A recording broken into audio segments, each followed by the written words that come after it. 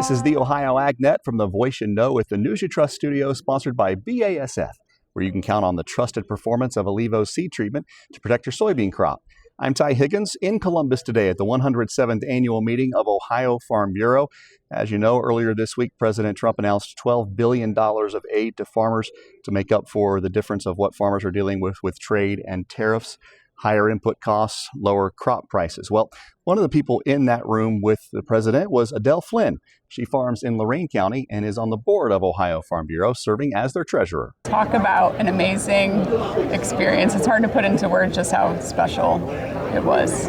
And as short of a time as it was, the other farmers that were in that room with me, we built a connection and are already texting and, trying to put into words how great of an experience it was.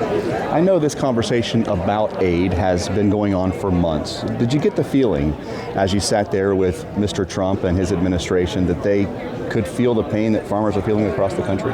Yes, definitely. I was actually really pleasantly surprised. I sat next to Scott Bessent, the Secretary of Treasury. His job doesn't have an agricultural focus specifically like Secretary Rollins does, but I could feel the buy-in from him too. He previously had farm ground that he had to disperse because of his job, but he cared about soybeans, he cared about all of it, and it's a little sneak peek, but I could see he wrote down on his paper, he was taking some notes during it, and he wrote farm security is national security. And we hear that all the time, but for someone in his position to write that down and underline it, it felt pretty special. I know a lot of the conversation was around this aid package, but I have to imagine when you take us into that room, into the Oval Office and into the room where you talk more about this aid package, that there are some other conversations going on. There are other challenges in agriculture with input prices and tariffs and trade. What were some of the other conversations that were happening that you might see something or farmers might see something out of here in the coming months? Yeah, well, I hope to see something out of it, but one of the conversations I had directly with President Trump was about year-round E15 and just how much of a difference that would make for farmers. And it took a little bit of convincing, but I think he'll think about it. And hopefully we can move that marker a little bit and try to get some more markets for our product.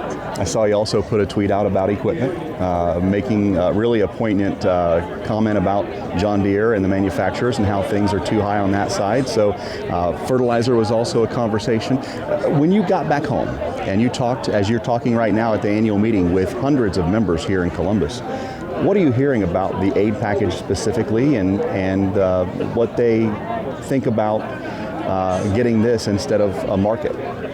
Honestly, I've had probably a little bit of pushback, but as farmers, we don't want handouts, we don't want bailouts, and I guess in my opinion, that trip and me being able to be there was more about having the ear of the administration and being able to share a story and the importance of creating long-term markets and just giving farmers that fair chance to sell the product that they grow. What an experience to be right there in the White House, in the trenches, as farmers get what is going to be a very important aid package to help them get through 2025 and prepare for 2026. Adele Flynn with Ohio Farm Bureau on the Board of Trustees and their treasurer, our guest on the Ohio AgNet. Thank you so much. Thanks, Doug. Let's check the forecast, brought to you by Seed Consultants. Simply better performance, online at seedconsultants.com. Here's Ryan Martin. Bitter cold air in over the region today, but hey, it's going to take another step or two down the chain on the weekend. I'm Chief Meteorologist Ryan Martin. Let's take a look at your forecast update. Got a mix of clouds and sunshine today, more sunshine down south, but we are seeing some lake effect clouds farther north. Clipper system diving through central and southern Indiana overnight tonight into tomorrow morning may make us watch for a little bit of sloppy wet snowflake action in southwest Ohio tomorrow morning into midday, but I think nobody else has to deal with that. Going into the weekend, Arctic air comes in, takes full control in that Arctic air mass, probably dealing with on-again, off-again snow showers for Saturday midday, afternoon, and overnight. More so in central and southern Ohio than up north, but lake impacts can really hit us up north. Sunday is brutally cold with flurries. We stay cold next Monday, but then warm up the rest of next week. I'm Ryan Martin. Thank you, Ryan. Let's check the markets now, but first, some news behind the numbers from Life's Mercantile and Doug Tenney. Corn sales were at 93.7 million bushels and above the high end of expectations. Soybean sales were 25.5 million bushels, barely above the low end of expected. Those sales for beans were disappointing. Wheat sales were at 31.2 million bushels and above the high end of expectations. Please visit our website at licemercantile.com to learn more about our crop insurance, grain marketing program, and brokerage services. Doug, thank you. At midday, December corn down 1.5 pennies at $4.33 1/4. The March $4.46 1/4, up by 2 cents. Soybeans picking up a little traction, still lower by 1.25 pennies at midday, $10.90 a bushel.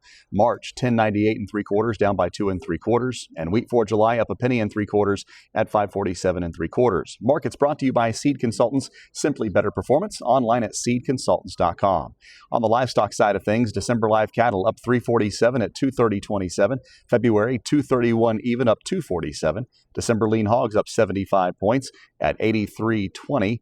And February, 84.07 up 165. Feeder cattle for March, 337.25 up by 442. April up 427 at 336.17. For the Ohio AgNet, I'm Ty Higgins reporting. We'll see you down the road.